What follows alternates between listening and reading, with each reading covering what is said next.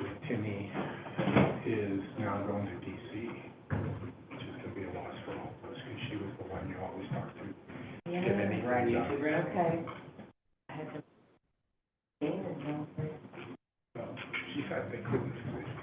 She said it was different. The way the budgets work, it didn't make any sense.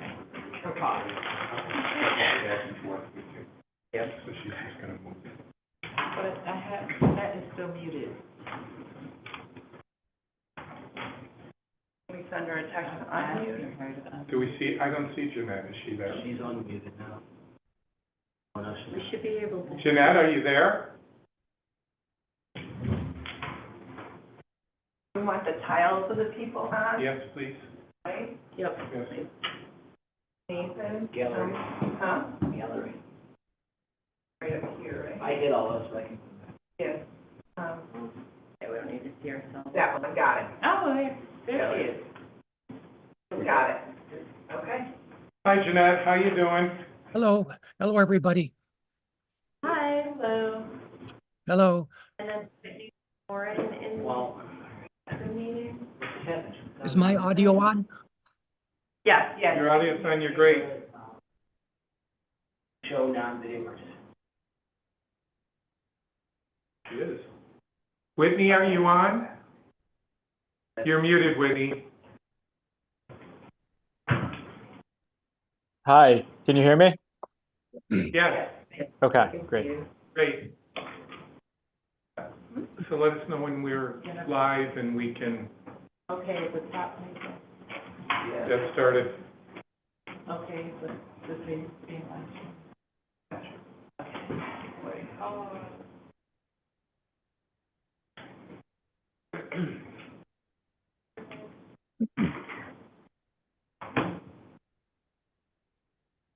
Good to go?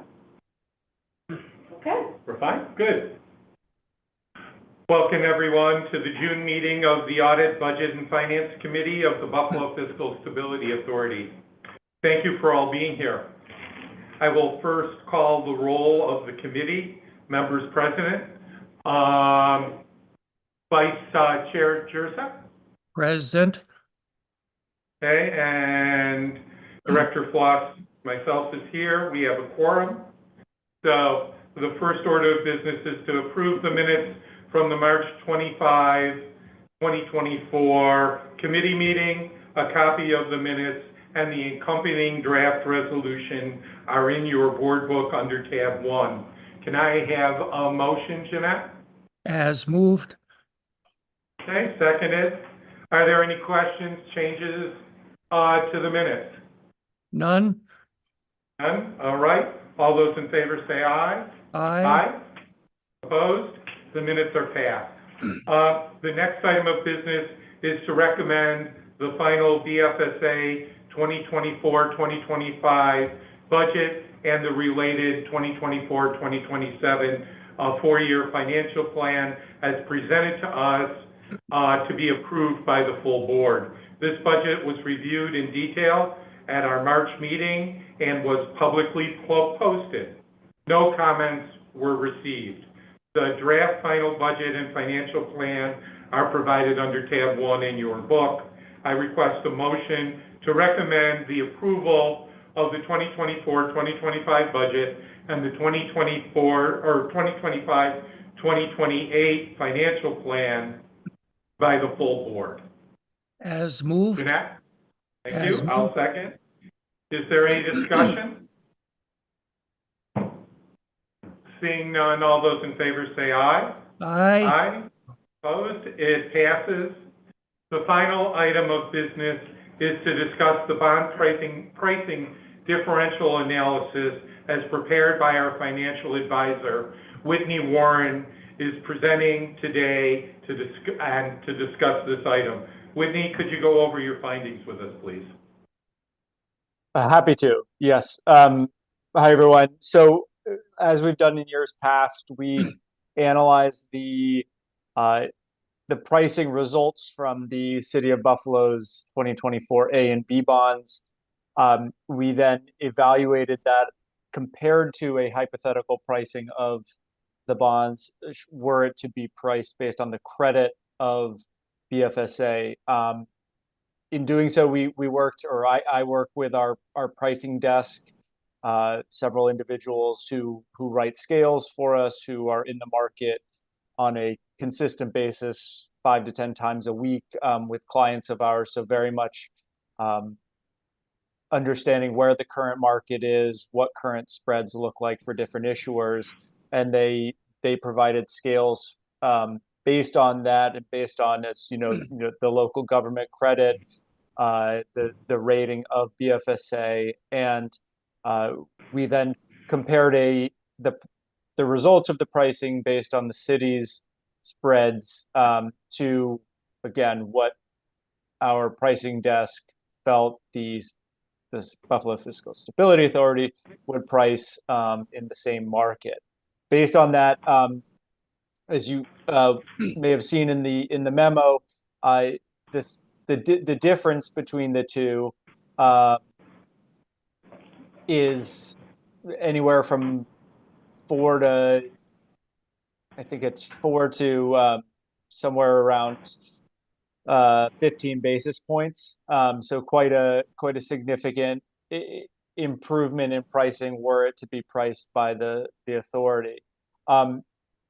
As we analyzed a potential pricing, we did take into account additional costs, including bond counsel for the authority, as well as the financial advisor, PFM. We estimated those at roughly $50,000 per series. That may be a conservative or higher than necessary estimate, but we wanted to be conservative in our projections. And based on that analysis on the Series A bonds, we estimate that an issuance through the authority would require about $140,000 less in par. Overall debt service would be around $156,000 less when issued through the authority. On the Series B bonds, a total par of about $130,000 less, or $160,000 less in debt service. On a present value basis, again, we discounted this based on the arbitrage yield, which is industry standard, of the city of Buffalo's bonds, and that comes out to a savings through the authority pricing of around $146,000 on the Series A bonds, about $140,000 PV savings on the Series B bonds. I think, I've discussed this with Jeanette. We did try, without the way the bonds are structured, are based on a project by project basis. So our structure aimed to mimic those, and so in the memo we kind of outline how we approach that level debt service on Series A, which was a fair reflection of how the city structured theirs.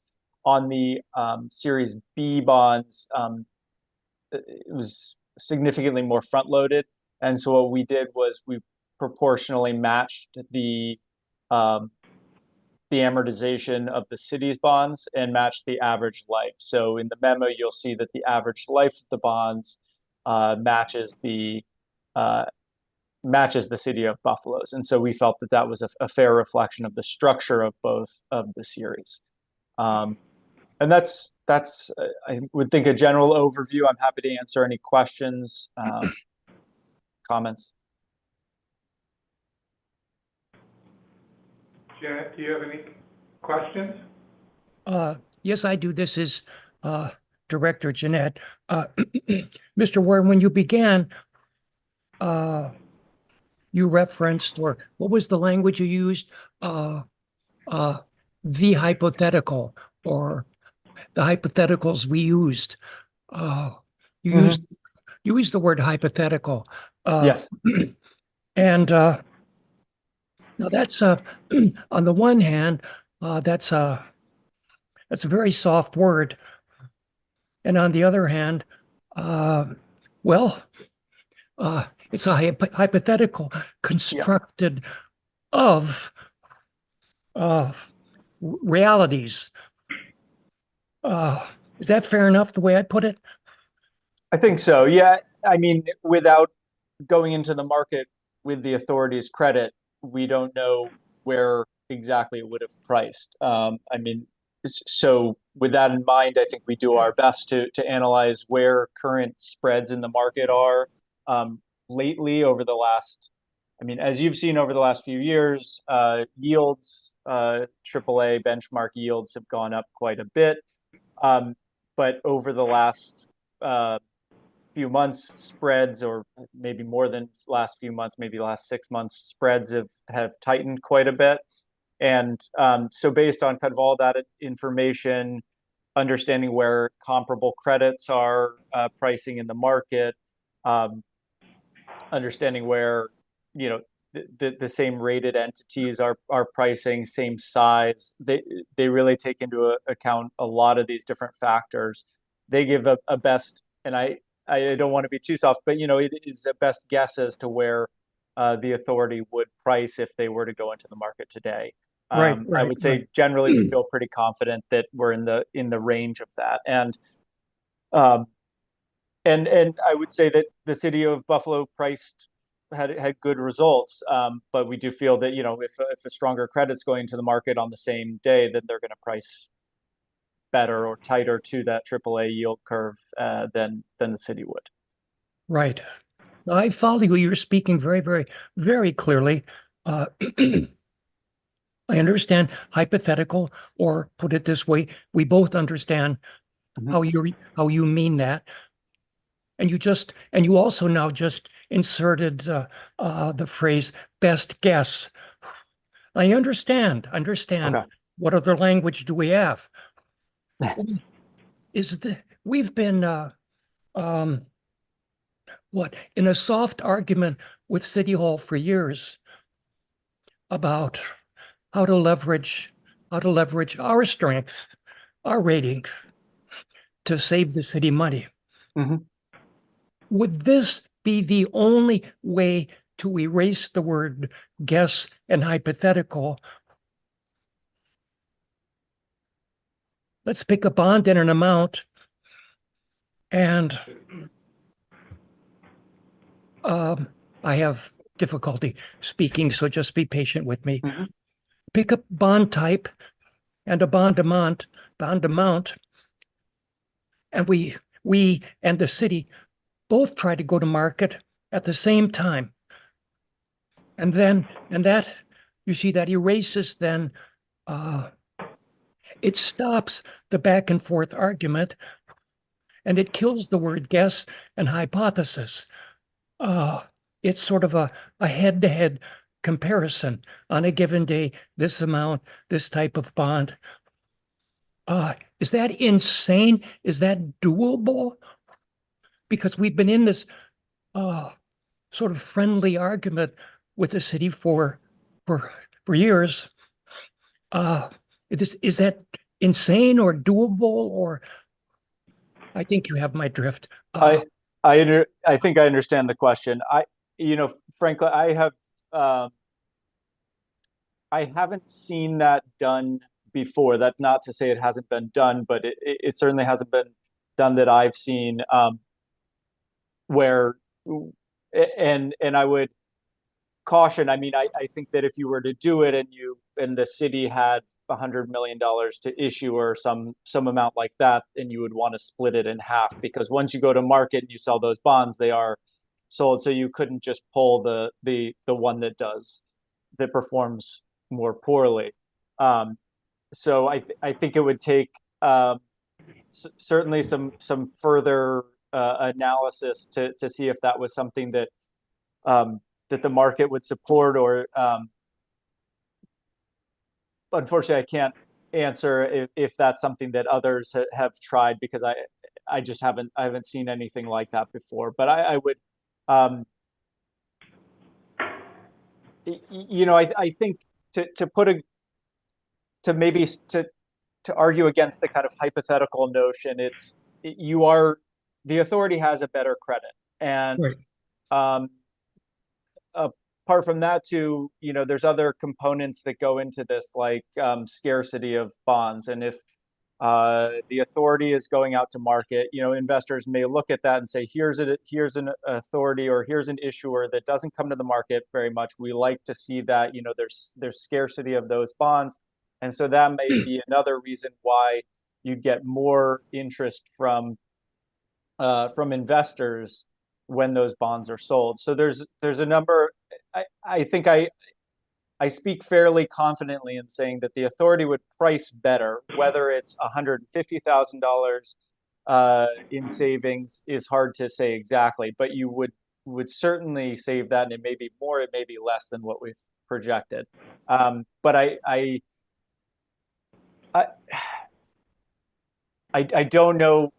That would obviously be a much larger conversation to go out and really test the market at the same time with both issuers in the market on the same day. I don't know that I would necessarily advise for that. Yeah, it's not it's not how the real world works.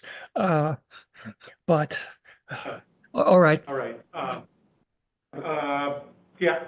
Director Sam Philippos joined us. You have a question? Yeah, based on the analysis that you provided, we're talking about what, $156,000 on one issue, $146,000 and $963. That's based on how long of a term of the bonds? So what does that break down per year? Are these 20-year bonds? Are these 10-year bonds? I'm looking at the amortization schedule, so I'm just curious as to, on an annual basis, how much savings would the city make? Right. So if you have the memo, it's at the bottom of page 2 of the memo. On a cash flow basis, Series A would be roughly 40,000, and then it would, because the savings would decline, but there is savings anywhere from beginning at $41,000 down to $6,000 in the final year. On a PV basis, it's pretty similar given the shorter duration. So these bonds only go out to 2029. So we really tried to match a similar amortization schedule, and it's the same final maturity for both of these. So you're looking at about, as I said, roughly $40,000 down to $6,000 on the Series A. On Series B, it's approximately, again, it varies, but it's anywhere from, I would say, 5 to 10 up to about $20,000 in cash flow savings annually, and it's a similar amount on a PV basis. Okay, this is probably more of a question of the city. Has the city's financial advisor reviewed your analysis on this? I can't comment on that. Oh yeah, I don't think the question's for you. I'm Okay. sorry. I was just curious as to what the city's financial advisors feel as though about this analysis that you provided. The book is provided to the controller's office. I'm not sure if they provided to the financial advisor. Yeah, okay. I would just like to see what they would weigh in on your comments. Thank you. Sure. Thank you, Mr. Warren. Are there any other questions or discussion on this topic? Thanks. Okay. Is there any other business to be considered by this committee? Director Jeanette, what did you say to Andy's question? That is to say, has counsel for the city or has the city commented on this particular analysis? I just didn't hear what you said. No problem. I had indicated that the board book is provided to the controller's office, Okay. but I'm unaware if they provide it, to their financial advisor. Okay. Thank you. Thank you. If there's no any other discussion, I'll accept a motion to adjourn. Jeanette? As moved. Okay, second. All those in favor of adjourning, say aye. Aye. We stand adjourned. Thank Thanks, you. everybody. Thank you. So while we have a lull, We need. how are you? Could I get your signature over here and you too, Andy, please? My signature? Yeah, both of you. This is for We've got to Bill scroll through Olson, who this. retired. Oh, okay. And a check underneath it, so it's okay. Yeah, they have. Is anyone hungry? We do have sandwiches back there. No, I'm You good? You didn't get a water, did we? No, I did not. I'll grab you one. That was great. Hi, Mark, how are you? How are you? Good. So did anything happen at 6 o'clock? I didn't hear a Bravo, I don't know report. what that is. There's, My guess is probably 2 people showed up. They probably both had to complain about it. It was fun. Pacific Watch.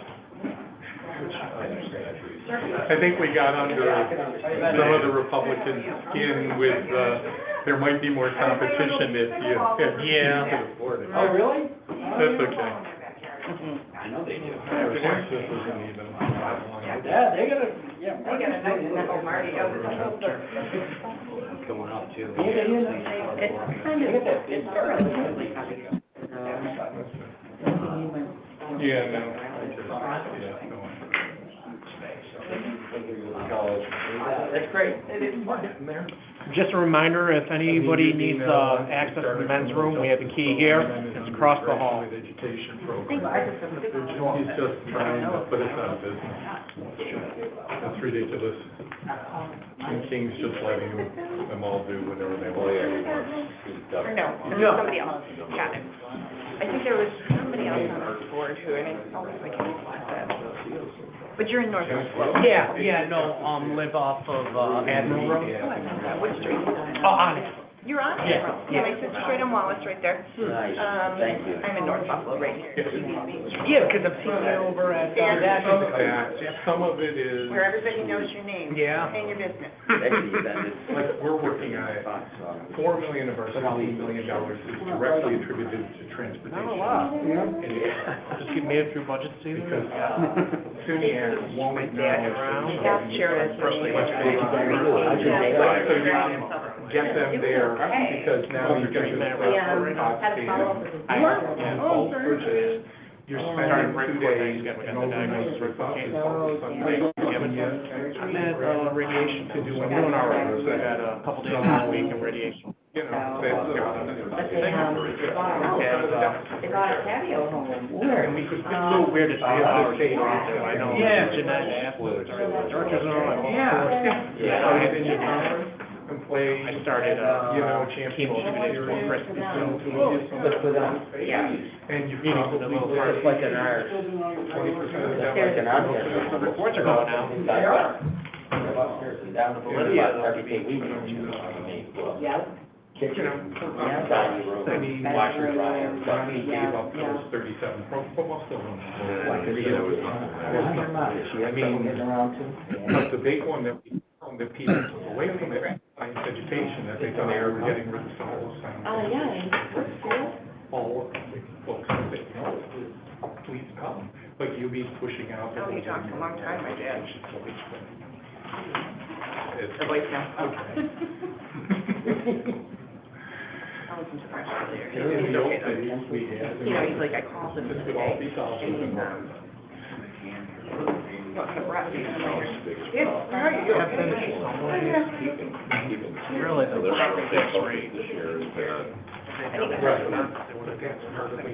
sign in at the bottom of the staircase. Now, apparently it's on Friday. Found out about it Saturday.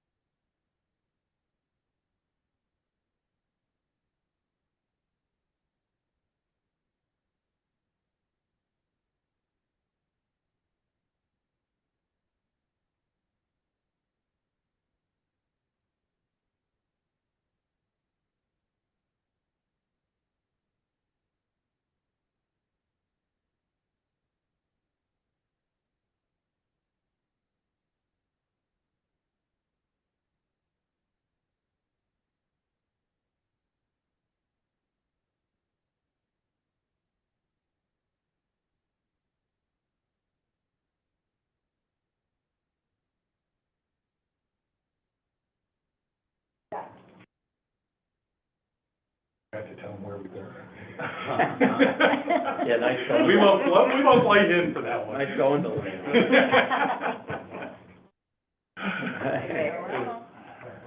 Hey, everybody. There's a secret over there. For you.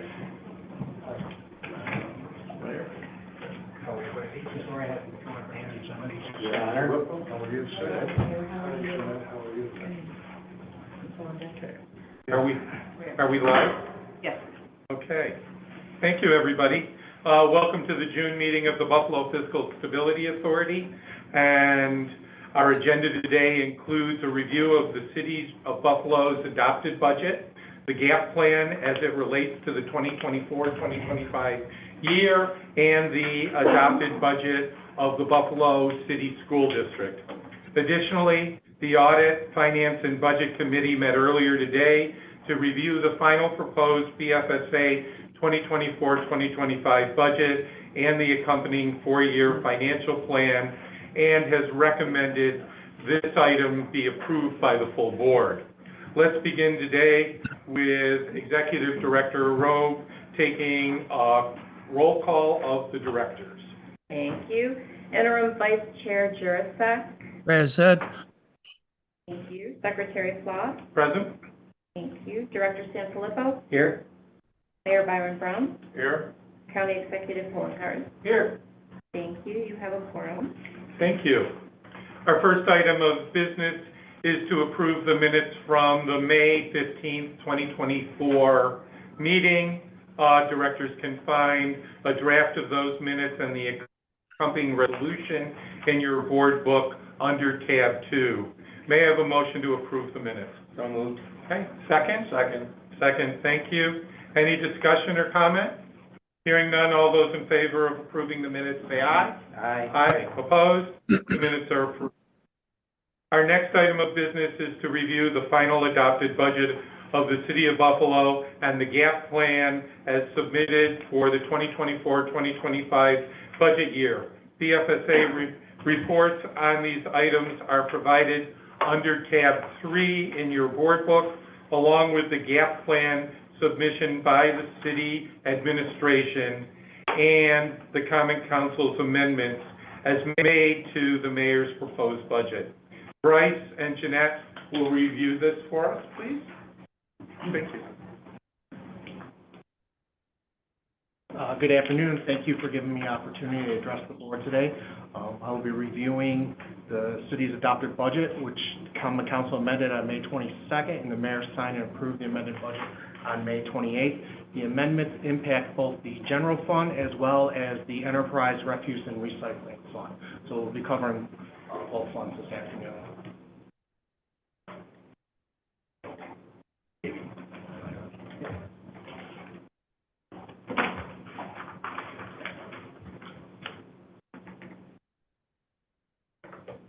Are we on the right computer? There we go. All right, the first slide here is just showing what the proposed budget was on May 1st compared to what was adopted. Net decrease of $800,000 between the two budgets. You can see on the revenue side, taxes were decreased by 2.4, offset by the increase under licenses and permits. So total estimated revenue for 2024-25 was reduced by $800,000. This reduction included a reduction in the real property tax levy of $2.4 million, so it is now at $186.2 million in the 24 fiscal year. There was a reduced transfers in from the refuse and recycling enterprise fund of $500,000. There was an increase in license and permits of $2 million, so the total of $7.4 million, and the increase is attributed to fines and fees for enforcement actions on illegal cannabis stores. There was an increase under miscellaneous revenue, approximately $76,000 for reimbursement from Bureau for the addition of fair housing officer. Now, there is an addition to a position on the expenditure side, so that really nets to zero. And then all other revenue actions are expected to be carried out over the four-year financial plan. There we go. So this slide here just demonstrates the general fund proposed to adopted. We have departmental costs on the top half, general charges on the bottom half. As you can see under personal costs, total reduction of $500,000, and then a reduction of $300,000 under other. So the departmental personal service costs, as I said, was a net decrease of $500,000, and that is a net reduction of 4 positions and a reduction to budgeted salaries. The total FTE count with the adopted budget is 2,766 positions, and that's steady over the 4-year financial plan. Now, there are 3 positions that are included in the budget or are currently unfunded. The intent is to fill the positions with savings from attrition throughout the year. The other category is reduced by $300,000, and that's a reduction for payments towards prior year legal claims.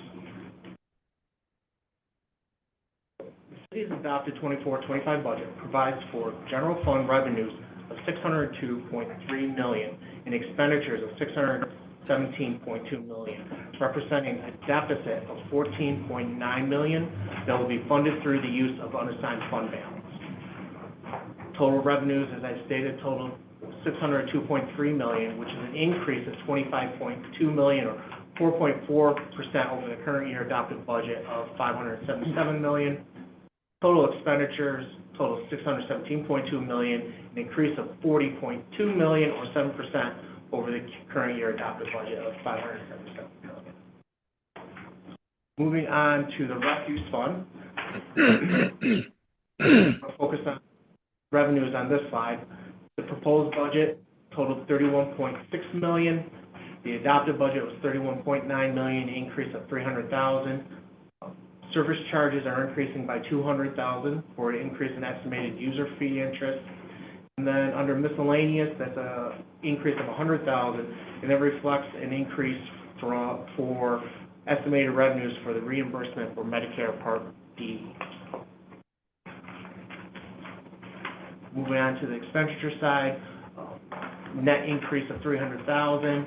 Under departmental costs, that is an increase of $900,000, whereas under general charges, it's a decrease of $600,000 to get to that increase of $300,000. And the details behind that are as follows. Departmental personal services are decreasing by $600,000 for overtime. Departmental supplies are decreasing by $100,000 for replacement parts. Departmental service, an increase of $1.6 million contractual services to maintain weekly recycling pickup throughout the city. Fringe benefits are decreasing by $1 million for health insurance, and then transfers out is a decrease of $500,000 to the general fund. So, as referring to the general fund revenues and the reduction, this is the other half of that transfer. So, the enterprise fund is maintaining that $500,000. So, total revenues and expenditures total $31.9 million, increase of $1 million or almost 3% over the current year adopted budget amount of $30.9. At this point, I'm going to pass it off to Dr. Rowe. Thank you. I just wanted to spend a few minutes reviewing the budget gap plan that this board requested back at the May meeting and subsequently submitted. To do that, I just want to reflect on those areas through our analysis that we identified as being uncertain. And uncertain is different than unlikely. It's questionable in terms of the revenue source as well as the recognition in some cases. So what we have here is the state aim. The number that is represented on this chart represents state aim in excess of what is in the state financial plan. Occupancy tax has, since our meeting in May, has since not been approved by the state for 2024-25. There's significant opposition to it. That item is questionable. Now, those two items together, over the 4 years of the financial plan, total about $64 million. And those are the two categories that are most at risk of not being recognized over the financial plan. With respect to casino revenue, the $3.5 million represents the potential understatement due to the fact that this revenue has come under budget over the last couple years since that has recommenced. Additionally, the contract has expired, it's been renegotiated, and the new terms are likely to be less favorable to the city than the current contract. I'm going to skip cannabis signs for a second. Parking meter fees, traffic violation fees. These amounts are based on history and are potentially overestimated, but there's more control at the city level for these items, obviously. The fee structure could be changed, the parking fee meter structure can be changed, which is in process. So there's less concern with these areas. And then with respect to timing, this is just matters that are outside of the city's control. Casino revenue could be delayed due to the necessity to negotiate a contract, and all revenues are being held in escrow until such time that agreement's reached. And the cannabis tax has been slow to roll out. It's hard to determine what the right number is looking at a year basis. So those we all talked about at our last meeting. With respect to cannabis signs, that's a new revenue that Bryce mentioned and discussed during his presentation. It is intended to be fines assessed on illegal cannabis shops. Not too much information in terms of this revenue at this point, so we included it as uncertain with respect to how it's going to be assessed, how it's going to be collected, and the whole collectability probability as well. All right, now moving on to the GAP plan. Really, three components that are addressing the potential gap for 2024-25. And this is, first, there's conservative budgeting practices, and we're very familiar with the conservative budgeting practices practiced by the City of Buffalo. That is estimated to result in approximately $12 million in savings for 24-25. The second portion is occupancy tax and on-street marking fees are supported by detailed studies. We're aware of what happened for 24-25, but the studies would apply for future years. It is unknown what the state's going to do with this legislation. I did cite in here again the opposition to it. The third, I guess I'm doing the slide. Thank you.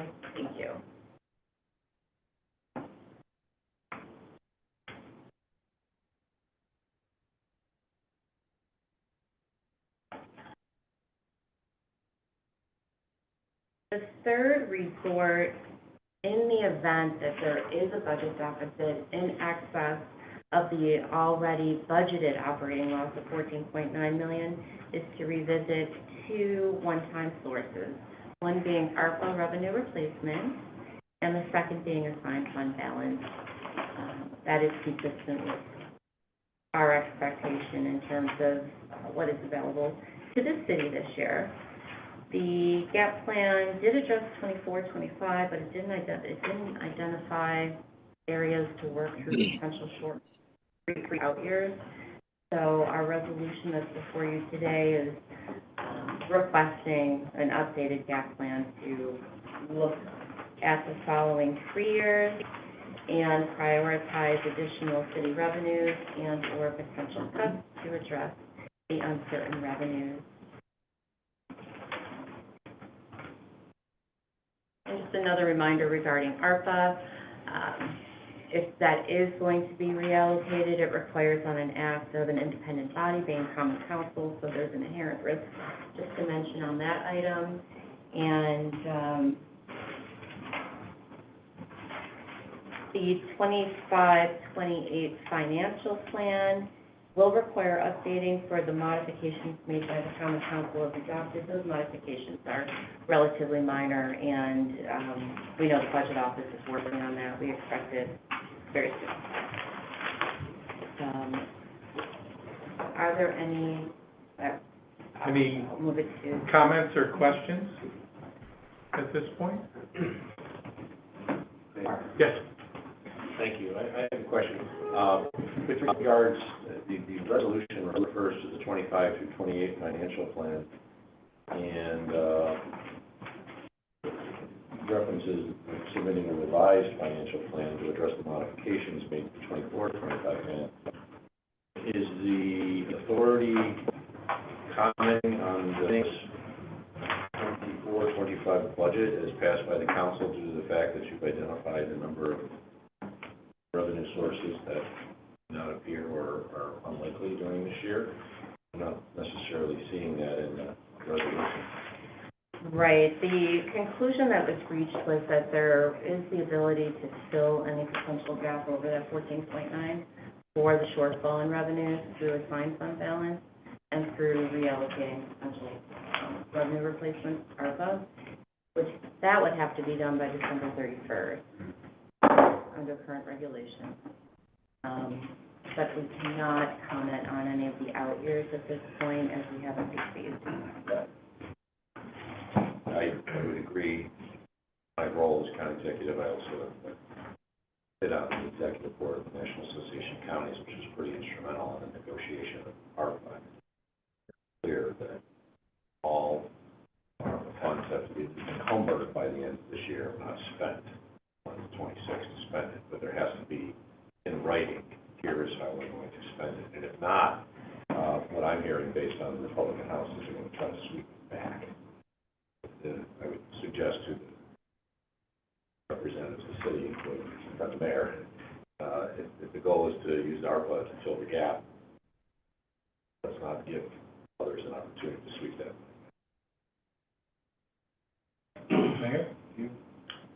No, that's accurate. Our goal is to have all of the ARPA funds encumbered. Obviously, we are aware of the uncertainties, the concerns in the budget, and the ARPA funds are a source of us being able to address some of those concerns. So that is part of our planning. We will have that money encumbered, and those funds encumbered, and certainly will not put ourselves in a position where any money is available to be swept back. Mayor, you're not anticipating any sort of pushback by the common council as related to these ARPA funds? No, the council now seems to be very well aware of the city's budgetary situation. We have been meeting individually with council members to talk about budget strategies, and so we don't think that there will be any obstacle presented by the council. Okay, so based on that BFSA's conclusion that there's a certain risk that's identified as relies on the common council approval, you don't anticipate any of that? No, we don't.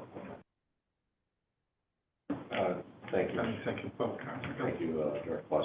Some good news.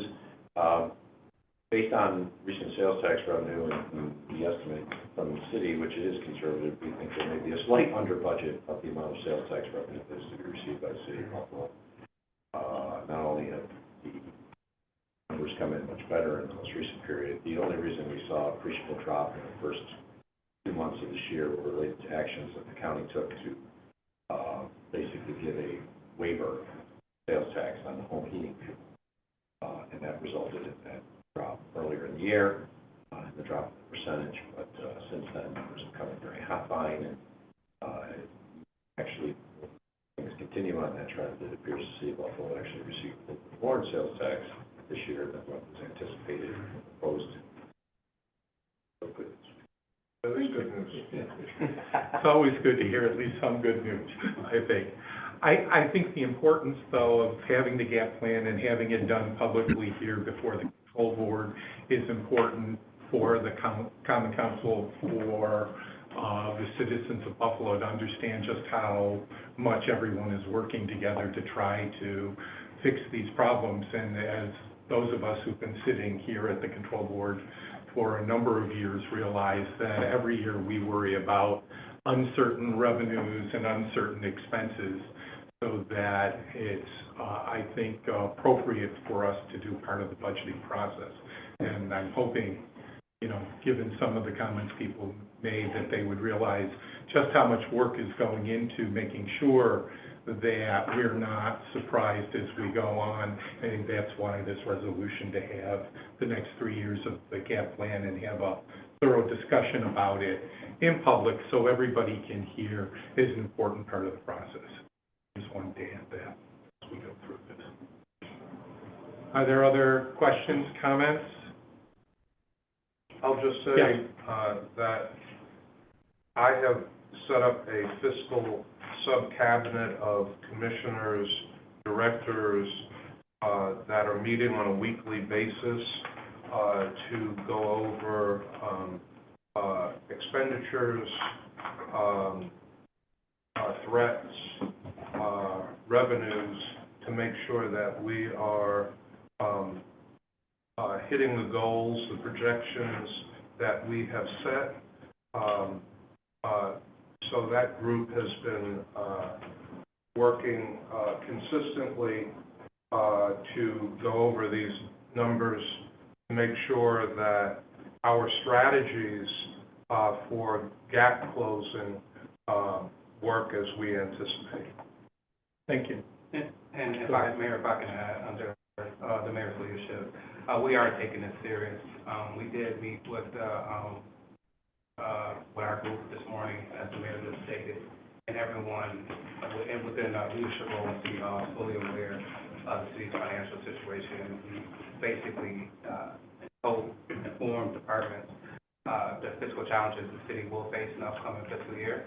As the mayor stated, the goal is for us to increase our revenues and manage our expenditures and holding everyone accountable to what's in the budget. We understand the concerns from the BFSA in regards to some of the budgeted revenues, but that's based off our analysis. That's where we feel we will push for all of those revenues, and even part of the hotel tax. We still will look into that and hopefully get that approved. We know that's $4 million in the city budget that we didn't include, which means we have $4 million in expenditures. So we do not take this lightly, and we definitely will continue to work with the BFSA and report out the information we need to report out to the public in regards to the city finances. Thank you, and I appreciate you reaching out to us so that if your group has some issues or questions, we're more than happy to work on those, and the sooner we find out if there are issues that you think about, probably the better, if that's good with that. Okay. We have a draft resolution of our overall review of the 25-28 financial plan as provided to you. The financial plan is deemed incomplete as the district's financial plan has not yet been submitted. Also, we are requesting the GAP plan be extended to the 3 out years of the financial plan, and a final revised plan be submitted which takes into consideration the changes to the budget during the adoption process. May I have a motion to approve this resolution? Andy? So moved. Okay. Jeanette, second? Second. Second, okay. Any other discussion or comments on the resolution? Seeing none, all those in favor say aye. Aye. Aye. Opposed? Hearing none, the motion passes. The next 2 agenda items are the review of the adopted budget of the Buffalo City School District and the third quarter report, which will be reviewed together. 2 separate reports of these submissions from the BFSA staff are provided under tab 4 of your board book. Nathan, will you review the items with us? Absolutely.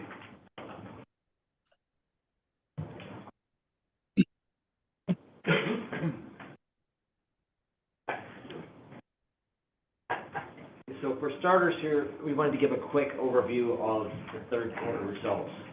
This table here shows the modified budget, the district's projections at the end of the third quarter, and then the variance between the two. The budget was adopted with just under a $38 million deficit.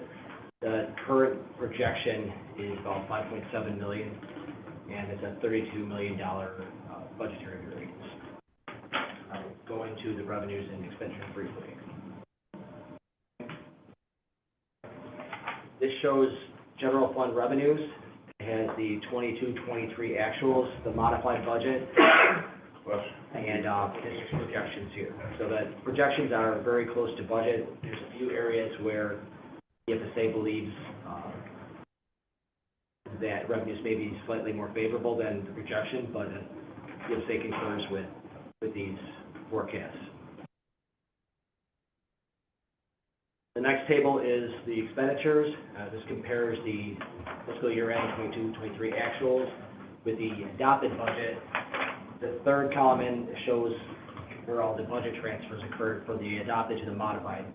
There were quite a few labor contracts settled right before the budget was adopted, and so there was a need to do quite a bit of budgetary transfers. To the right of the modified budget is the district's projection at the end of the third quarter. It's a $32.1 million variance from budget, and that would still be a $112.6 million year-to-year increase, or just under 12%. Seeing variances within employee compensation and employee benefits, and that's due to vacancies and the superintendent's hiring freeze that she imposed back in December. So if there's no questions on the third quarter, I can move along to the adopted budget. Questions? Go ahead. Board of Education adopted the 24-25 budget on May 15th. As mentioned, the financial plan has not been submitted. It is anticipated by the end of the fiscal year. The adopted budget includes year-to-year general fund increases of revenue of $17.3 million, or 1.6%. Year-to-year general fund appropriation increase of $63 million, or 5.7 million, 5.7%. There is a $83.4 million deficit represented in the budget, and an associated fund balance appropriation in that amount to close it equals 7.2% of all general fund expenditures. And because the district had received so much federal stimulus funding, this is the year one without it. There's a lot of shifting of what had previously been grant funded into the general fund. So there's a net increase of general fund budget positions of 162, but a net decrease overall on an all funds basis of 189.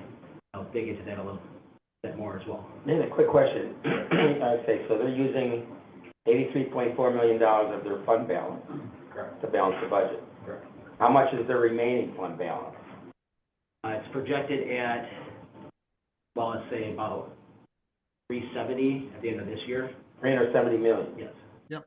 Okay, that'd be always good to point out what they still have available, in terms of, us knowing just how significant they, I'll call it performance, but that even after the $83 million, they still have $370 million of what available fund balance?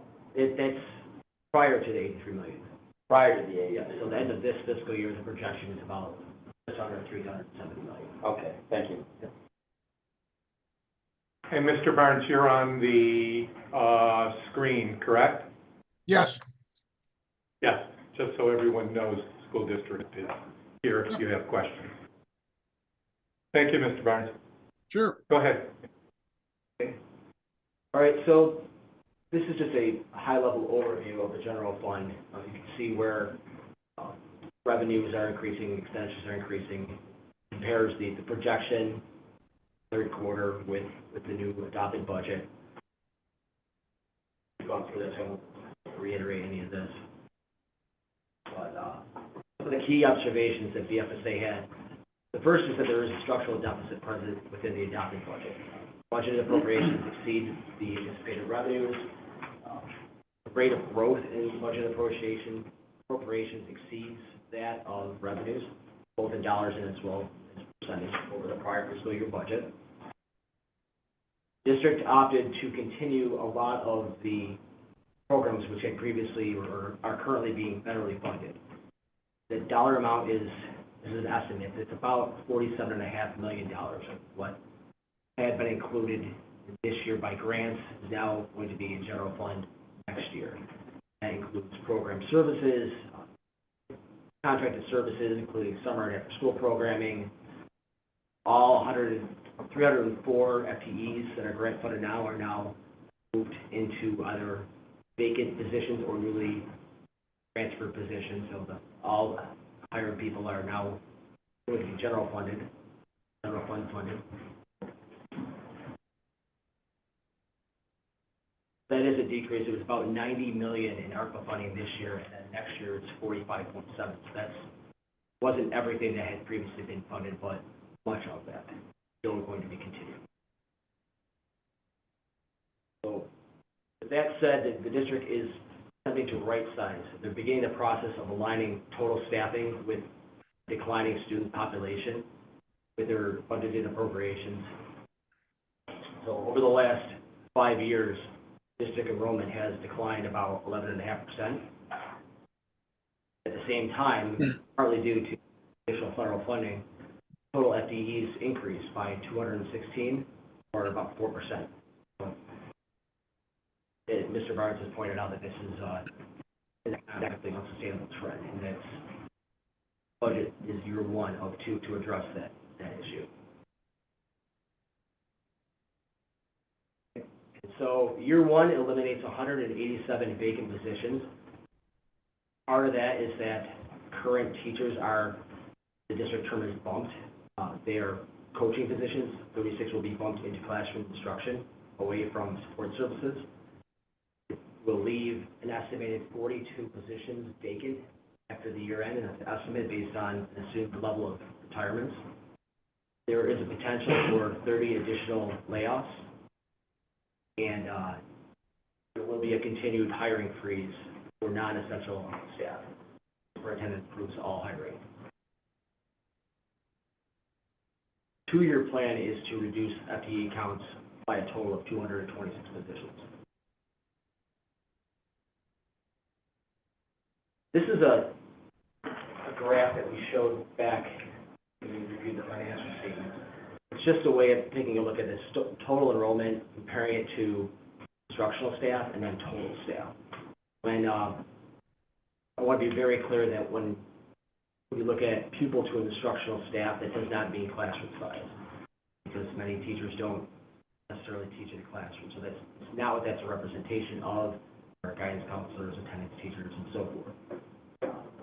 But if you look at the tail end on the far right side of the chart, you can see the adjustment in the increase of pupils to staff.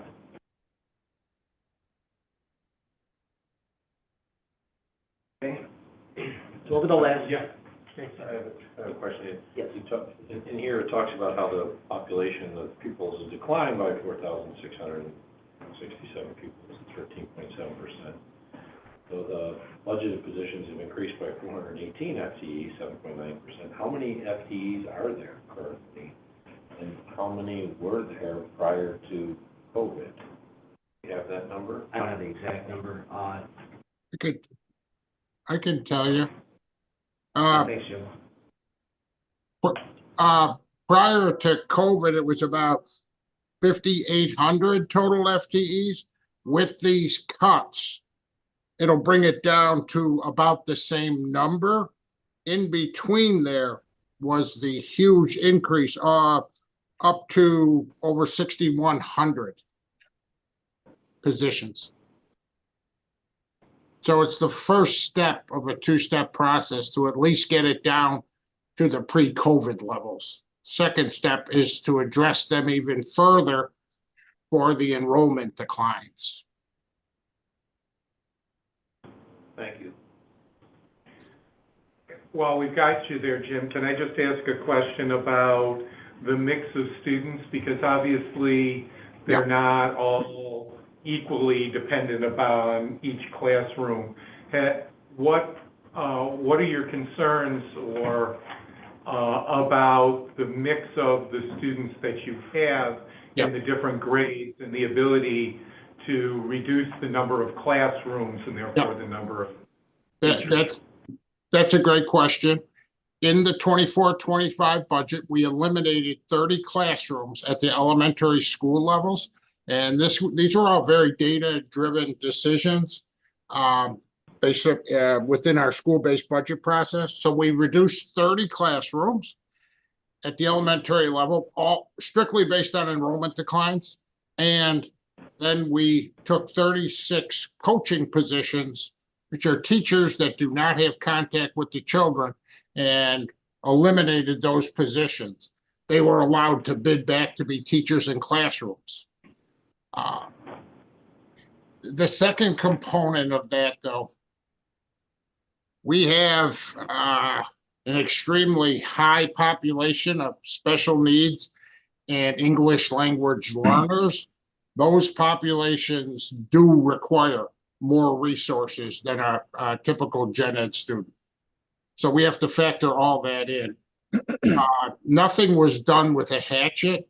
It was rather surgical, but we know we need to do more. So just as a comment, I suggest that having the 3-year gap plan becomes critically important as you go through these, so we can have discussions before you implement the budget as we look through all of this. Can I just have a clarification? Yes, go ahead. These 36 coaching positions that are being bumped to classrooms, are they for sports or athletics? Oh, no. Coaching is also an educational curriculum position title where they coach the teachers. And we've eliminated those positions from our district. Now, the individuals who occupied them, depending on their circumstances, may be able to bump back to the classroom. If not, Okay, they would be subject to layoff. No, I was just curious as to the impact on the athletic program based on, being considered coaches. Oh. So I didn't know if it was impact on the athletics of the Buffalo Public Schools. No, the coaches referenced here have no impact, and there was no cuts, have no impact on the athletics program, and the athletics program was not cut at all. I have another question. The decline in enrollment, is that based upon people graduating, or are we losing children to charter schools? The biggest reason is the loss to charter schools. That is not the entire reason. There's just a decline in school-age children within the city of Buffalo. Okay.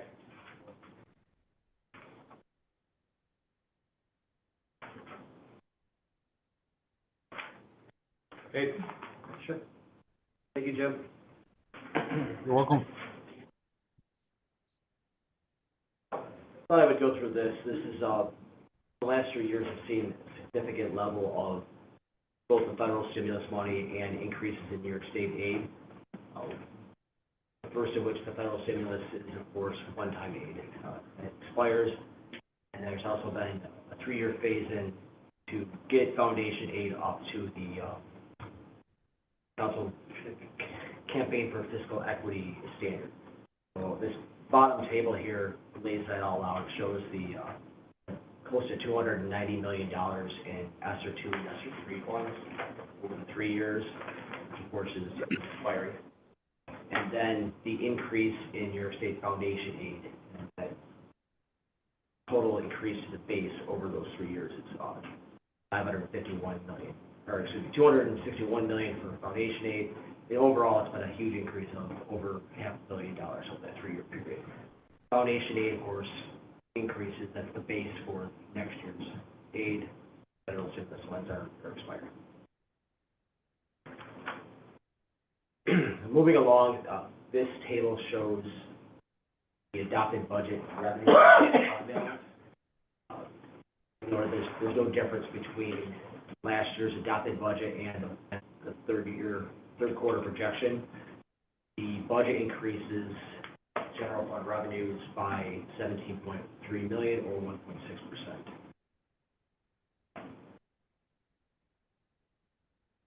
This shows general fund expenditures in the main categories. The increase is more substantial, $3 million or 5.7% overall. And a large portion of that is this year's budget plus what has been moved in from grants into the general fund. Employee compensation increases 25.1 million or 6.3%. This sub-bullet here shows who is moving in.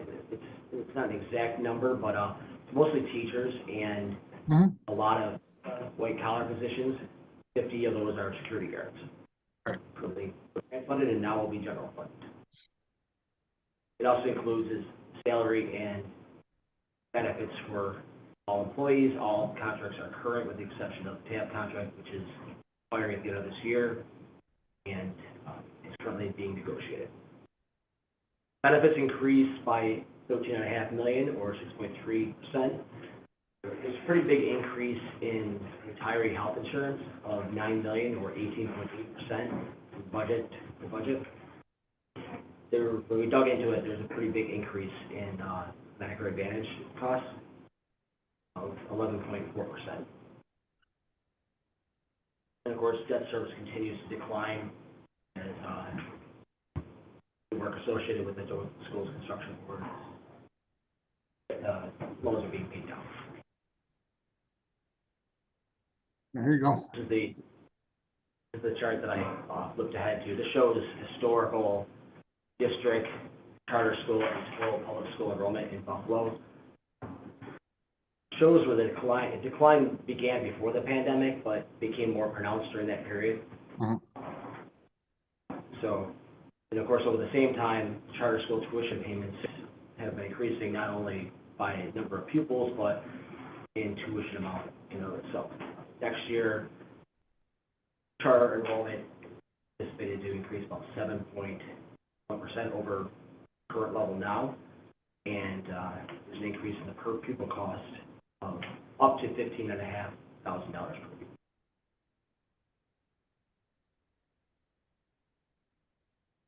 Transportation expenditures are going up slightly by just under $1 million. This has been a big area of variance over the last few years because of the pandemic and the disruption on the school district. This level of budgeted transportation services is a much more traditional budgeted amount, and it shows the impact of the district shifting from the three bell times to the 2 bell times. So there were savings associated with that, or the benefits from the BTF contract. And then this reserve for contingency is a very low amount. It's only about $3 million in the budget, but I show it because it has changed so much from the prior year budget. This is a way that the district is able to use reserve contingency in the current year budget, then reallocate out through budget transfers into all the areas where they need it, with all the settled contracts. It's a very minor budget item, but because it changed so much, I wanted to show it there. And all other expenditures, this is increasing just over $25 million or 16.3%. Big area of increases out of these are the contracts. First one was the contracts for the operating engineers. We reviewed that contract in the current year. And then contracts miscellaneous is increasing by a substantial 32.6%. That's a lot of the contracts that just moved from and then what I make right now is so. That concludes my review. Thank you. So overall, the budget as presented by the district, it is balanced. It does use a significant amount of fund balance of $83.5 million, which is a non-recurring source of funding.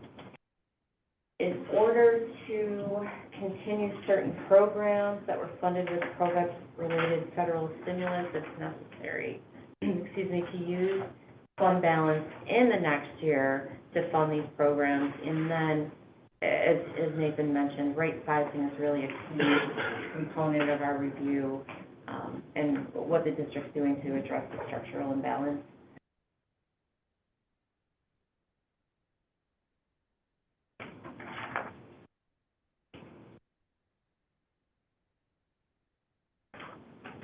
In addition, I do want to again cite in our conclusions, one of the key things is the hiring freeze that the superintendent is doing. So they're not hiring, it's just anybody who is hired goes across her desk. She has to sign and approve it.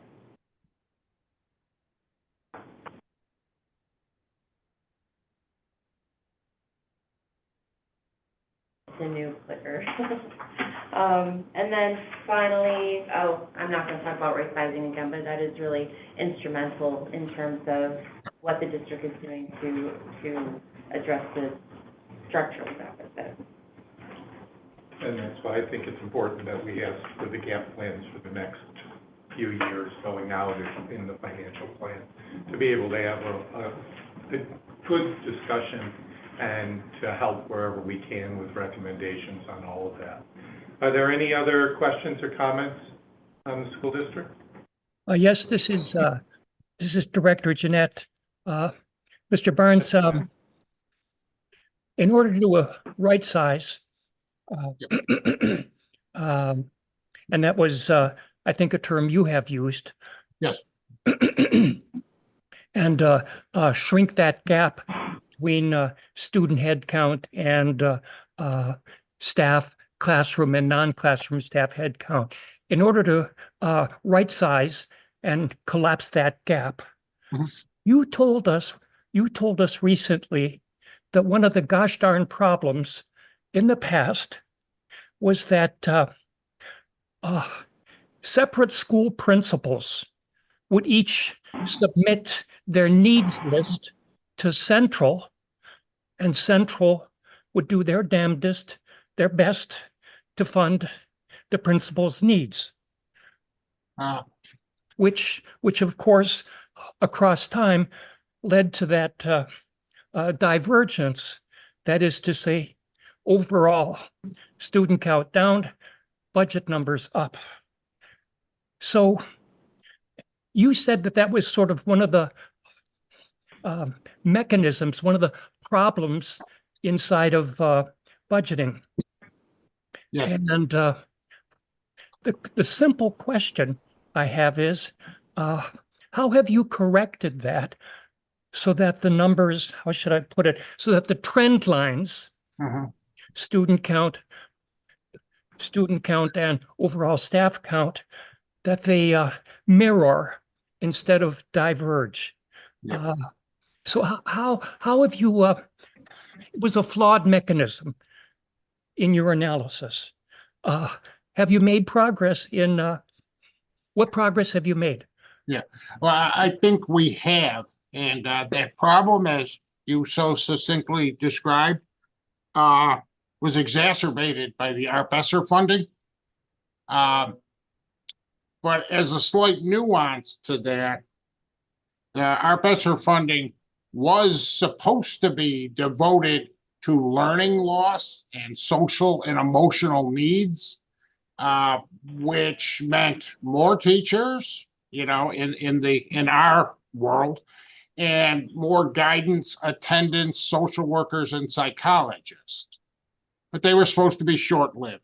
But anyway, that ARP-ESSER funding and environment engulfed the district's culture, and it made those requests from the principals, I wouldn't even describe them as needs, I'd describe them as wants. Yeah, okay. And I think this year, we really use the end of ARP-ESSER and the communication of its implications on our finances very well. I think the superintendent did a phenomenal job communicating that throughout the budget process, whereby we did not take additional requests from the principals in this budget. Thank you. I have a question. County Executive. Oh, I'm sorry, Mark, go first.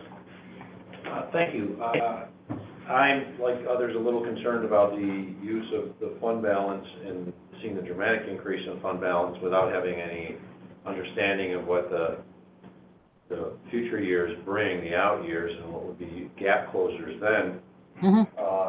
Very rarely do you see a gap closer, for example, uses fund balance decrease in future years. And considering with the proposed reduction that the superintendent has come up with, to approximately the same headcount of FTEs prior to COVID, and now with an $83 million fund gap. Let's assume the fund gap does not increase at all. $83 million is still a significant portion of the budget and would require nearly 400 to 500 positions to be eliminated. Right. Unless there's more revenue that comes in from other sources, which don't seem to be the case. So I guess the question I'm asked is the gap closure out years that this board is expecting to receive by the end of this school year going to have significant job cuts associated with it, or is it going to be based on revenue increases that are unforeseen? Right, great question. It will not be based upon revenue increases. In the updated four-year plan, you'll see school closings or consolidations, and you will see retirements of up to 300 next year. And why we're so confident in that, it is the third year of the new BTF contract. There are hundreds just waiting to get that third year, and they will be out the door. Those retirements the majority of them will not be filled. And there will be school closings. Thank you. Thank you. Director Sanfilippo? Yeah, Mr. Barnes, I want to go back to the charter schools for a minute. Yep. Are there any outstanding bills that the charter schools owe the district as it relates to the number of students you're being billed for versus the number of actual students they're actually teaching? That's a great question. The charter billing is based upon actual student counts every 2 months, which we pay them, and then we pay a premium for the special ed students there. The only outstanding invoices due from them are at the end of the year. We will bill them back for sped services that we perform as opposed to their staff. They probably owe us $3 million. Then there's an annual reconciliation of those bi-monthly invoices where we true everything up and perform audits. That will often result in another $2 to $3 million that they owe us. Okay. No, I'm sorry, go ahead. Yeah, they go to the state and miscommunicate to the state that those monies are not owed. And then we're involved in these three-way conversations. And it might be frank, but it's truthful, where the charter schools are misrepresenting what they owe us to the state. And the state is allowing them to delay the payment of those bills. All right, so how often do you guys reconcile the district's invoices to determine how much that they owe you on a continuous basis? In other words, if you tell them that they owe the district $6 million, before they would submit a check, they go to the state education department? Correct. To see whether or not. Yes. And then what happens? Then the state will either give them cover to not pay us, and if we take it out of the next monthly payment due, they can even intercept that amount to recover it for the charters from our other aid payments. The deck is staked against public schools. Who represents the school district in Albany when confronting the state education department? All of our representatives are aware of this situation. All right. How much do they owe you right now? I'll get you that exact figure, but I would say probably $3 million. Okay. Thank you. No one ever talked about. Right. Any other questions or comments? Okay. Nathan, thank you. Thank you for that. The final item of business is to affirm the recommendation of the Audit, Finance, and Budget Committee to approve the BFSA's 2024-2025 budget and the 2025-2028 financial plan. This document is included under tab 1 of your board book, and the accompanying draft resolution is included under tab 5. May I have a motion to approve this item? Yes. Thank you. Without comment, is this the budget that we're approving? Yeah, this is the budget. We're just putting the motion, then you can ask questions. Oh, I'm sorry. Okay, second? Andy, you can second it. I'll second. All righty, thank you. Is there discussion? Go ahead, Andy. Okay, going over the budget, looking at professional fees.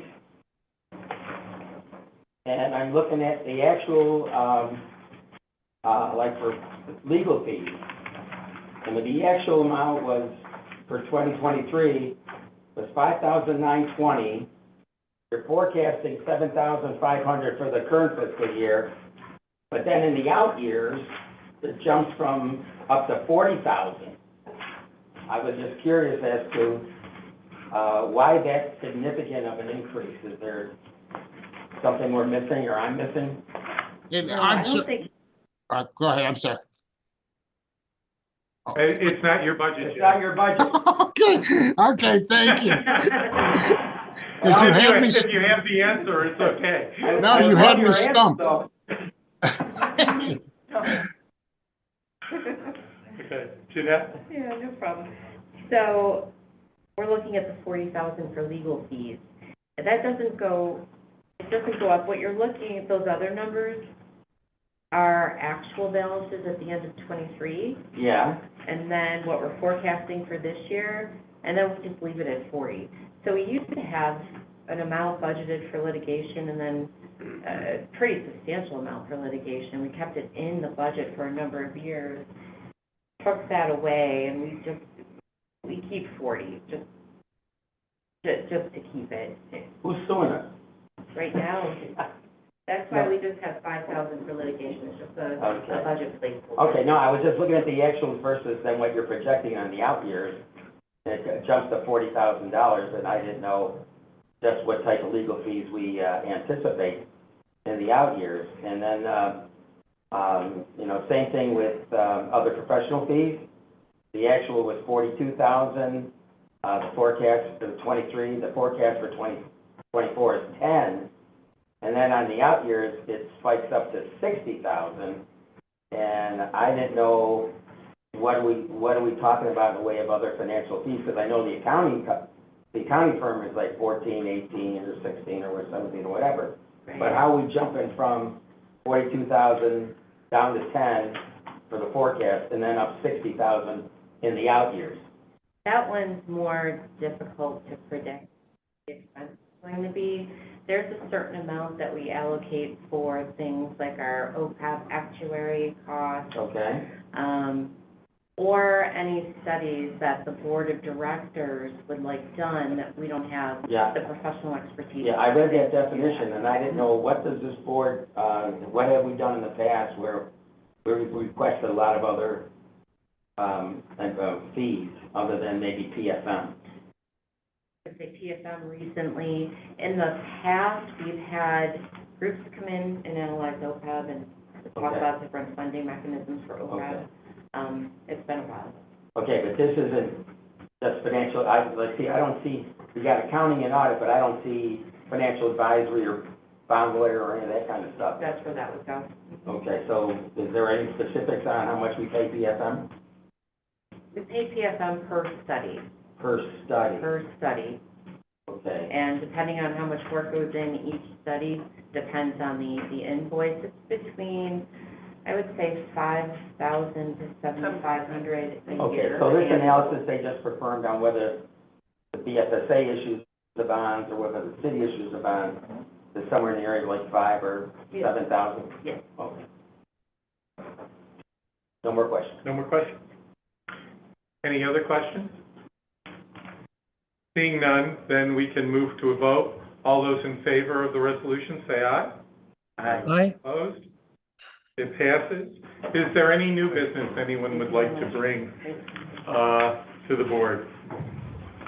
Okay, are there any comments from the public that the public would like to make today? Hearing none, then this concludes the meeting of the Buffalo Fiscal Stability Authority. Is there a motion to adjourn? So moved. Thank you. Second? Second. All those in favor say aye. Aye. We are, thank you. Thank you, everyone. Thank you. No, that was early.